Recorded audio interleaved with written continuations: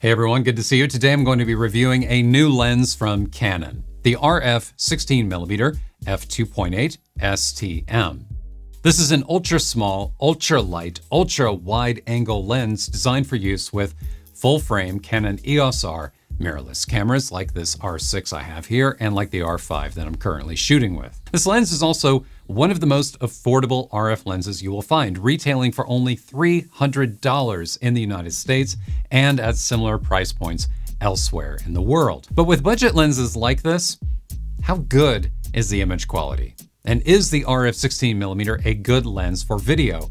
For a light, ultra-wide-angle lens with a decent f2.8 aperture and support for autofocus would appear to be ideal for handheld vlogging. Well, I've been testing out the RF 16mm, and in this review, I'm going to share with you my opinion as to whether it's worth buying.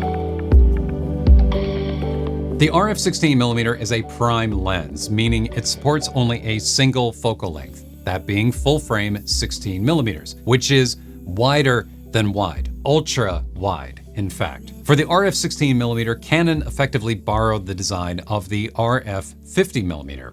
It has the same body, which means it has no weather sealing and no optical image stabilization either.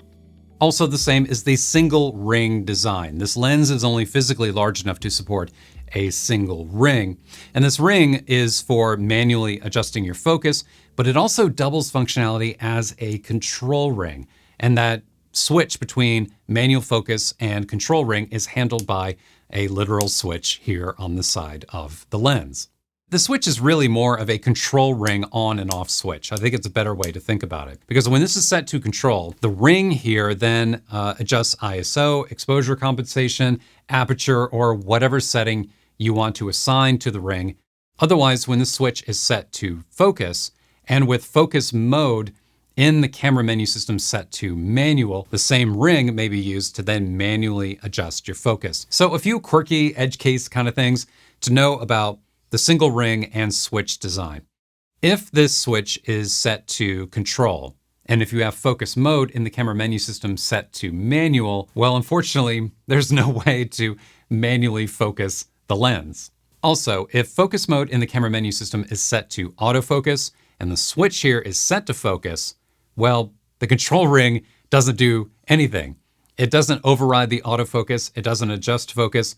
With autofocus turned on, you would want the switch set to control so that at least the ring has some functionality. At least then you're able to do something with it. And the last quirky thing, in order to disable autofocus and manually focus the lens, you have to disable focus mode in the camera menu settings. You have to go into the menu, you have to press the menu on the back of the camera body, find the right screen and set focus mode to manual instead of just simply flipping a switch on the side of the lens. Speaking of autofocus, the RF 16mm is an STM lens. You will see STM in the product title for this lens, and STM stands for stepping motor. It is a particular type of autofocus motor that is designed to be quieter and smoother for near silent autofocusing operation when you are recording video. And that STM motor extends and contracts the inner lens element here.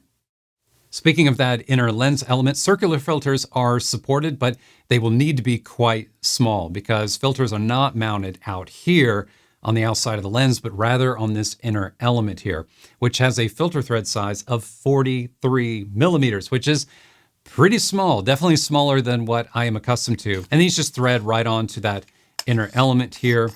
And when you turn it off and the STM motor retracts that inner element, the filter is not affected. It doesn't block it. It doesn't cause any problems with the operation of the motor. And you know, when this RF 16mm is mounted to a camera body like the EOS R6, you barely even notice the lens being there because it weighs only half a pound.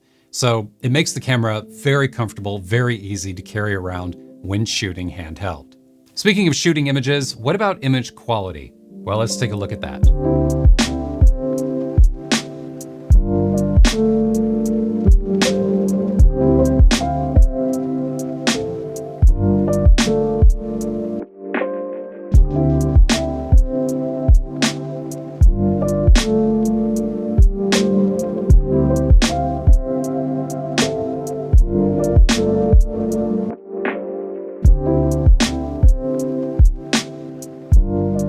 In general, ultra-wide-angle lenses like this one produce more distortion and vignette than the average lens. And to help mitigate that, Canon has configured this lens to automatically enable distortion correction in camera. And this setting, by the way, cannot be turned off. It is enabled automatically, and then it cannot be disabled. Which from a user experience perspective, I think is actually a pretty smart move, for it means that JPEGs and HEF images and videos as well are then usable straight out of camera without distortion and with less vignette, and the user can't accidentally disable that setting in camera and completely mess things up. It's the kind of thing that the average user is going to want enabled, so Canon just enabled it and made it so that it can't be turned off. Raw images, on the other hand, are not corrected in camera. That distortion correction setting I was just talking about, it is completely ignored. And what you see in the raw file is the image that is coming straight off of the camera sensor. Here is a comparison of RAW versus JPEG, which illustrates, I think, just how aggressive the in-camera distortion correction truly is in order to create a more usable image. Worth noting, at the time of this review, raw images from the RF 16mm cannot be corrected using Adobe Camera Raw, Lightroom, Capture One, DxO Photolab, or any app other than Canon's free digital photo professional software. But this is only a temporary situation whenever a new lens is released. Third-party support for the RF 16mm should be added to the aforementioned products in the coming weeks and months ahead. And by the time you watch this review, full support may already be there. All right, now let's take a close look at image detail and clarity using the RF 16mm and the effect that aperture value has using raw images corrected using Canon software. With the aperture wide open at f2.8, corners and edges in the image are soft and kind of mushy looking. If we then stop the aperture down to f5.6, f8, and f11, there is very little change. Detail is still blurry and not as sharp as you would see when stopping the aperture down using a higher quality ultra wide angle lens. However, in and around the center, the image is always very sharp and clear, regardless of aperture value, which is great. In practical use, this means the RF 16mm doesn't necessarily have a sweet spot for optimum detail and sharpness. It seems to perform best around f8 and f11, as other lenses typically do as well. But the relative difference in image quality between aperture values is mostly negligible with the RF 16. As for shooting using a large aperture and a shallow depth of field, out of focus areas are, in my opinion, a little rough. They just appear kind of wormy. There's really no other way to describe it. And those areas just don't look as soft and as blended as I would like to see. The RF 16mm can also struggle with chromatic aberration, otherwise known as purple fringing, in areas of high contrast, as seen here. So overall, detail and clarity is never uniform across the entire surface area of the image, which is unfortunate, but not exactly surprising or unusual for a small budget lens. Good news though, in and around the center of the image, detail and sharpness is very good, I think, for a lens at this price point. But what about video? The image you're looking at here, this is 4K recorded internally to the Canon EOS R6 with the RF 16mm mounted on the front. Now the thing to pay attention to here are the corners. See up here around me? There's a weird kind of fluttering effect, kind of a warping effect that you may notice going on up there. And that's not the lens, but rather that is the internal in-body image stabilization that is in the R6 and the R5.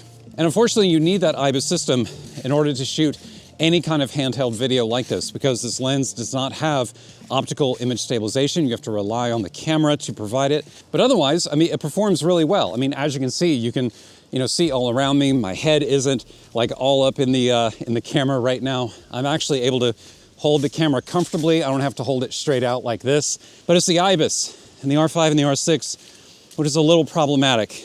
And unfortunately, when you turn IBIS off, well, that just makes things worse. You could also try the digital image stabilization too, but that makes things worse as well because it upscales and crops the image in order to further stabilize it. So there's really no good solution here, unfortunately. All right, now for the sake of comparison, the footage you're looking at here, this is being shot using a completely different camera, still in 4K, except now I am using a GoPro Hero 9, which has the excellent hypersmooth image stabilization in it. If you intend to use, and if the reason why you're thinking about getting the RF 16mm is for the purposes of vlogging, I think it's helpful to know what the alternatives are, to know what else there is out there, because when it comes to image stabilization, it's kind of hard to beat a camera like this. So on the question of vlogging, I would not recommend the RF 16mm for shooting handheld video using either the Canon EOS R5 or the R6, and definitely not the older EOS R or RP, because those cameras do not have any in-body image stabilization at all. They only have digital IS, which has the problems I was talking about earlier. But what about video in general? Well, with the camera locked down on a tripod or a gimbal, I think the RF 16mm does a decent job. That said, you should know focus breathing on this lens is very pronounced. So you're probably not going to want to be doing any manual focus pulling with this lens. But on the bright side, the STM autofocus motor does work well for video. It's quiet, it's responsive, and smooth when changing focal points. Personally, I think full-frame 16mm is a little on the wide side for shooting video. But then again, I mean, if you are perhaps looking for a small, compact lens, ultra-wide-angle lens for like a desk setup, live streaming, for a conference call, camera, or some other use case that I'm not even thinking about right now, then the RF 16mm should perform fine. As long as your camera is mounted to a tripod or some type of mount and you're not relying on that in-body image stabilization to stabilize your footage. Overall, I think the RF 16mm is an interesting and unusual lens. Canon manufactured and priced this lens for mass appeal, yet its focal length is rather specialized, which leads me to think that Canon may be playing the long game here with this lens. Perhaps by the time you watch this video, Canon will release more EOS R cameras with smaller, more affordable APS-C sensors inside. And if they did that, well, the 16mm focal length of this lens would then be around 24mm on a crop sensor, which would be a more usable and comfortable focal length for the average user. And who knows, I mean, perhaps Canon will improve their IBIS system and make handheld video and vlogging with this lens better in the future. Concerning still photography, personally, I would not use the RF 16mm for the type of photography I create, which is typically landscape and outdoor. I mean, for that, I own higher quality lenses for that type of use. But I would absolutely use the RF 16mm on a trip if I were traveling and I wanted something small and lightweight for walking around, taking casual photos. I might also use it for in the field landscape videos, which I sometimes post here to my channel, but would only do so with the camera mounted to a tripod. Otherwise, I would just stick to my GoPro Hero 9 if I were doing any type of handheld vlogging work. If you enjoy shooting ultra-wide and you are okay with slightly uneven image quality, like the whole thing about the corners and edges, that doesn't really bother you as much. As long as the image is sharp and clear in the center, you're good with that. And you like the idea of carrying around a lighter camera and lens when shooting handheld, seriously, it is so light and it is so nice to carry. Well, I think you should definitely enjoy using this lens. And the price is nice too, though I'm not sure why the RF 16mm here is priced $100 more than the aforementioned RF 50mm, but whatever. It's still a bargain compared to most RF lenses. To check the current price wherever in the world you may live, and perhaps pick up an RF 16mm for yourself, there is a link below in the video description you may use. Using that link does help support this channel at no additional cost to you, and I would greatly appreciate the support. Hope you enjoyed the review. Hope it was worth your time. Thanks so much for being here. I'll see you next time.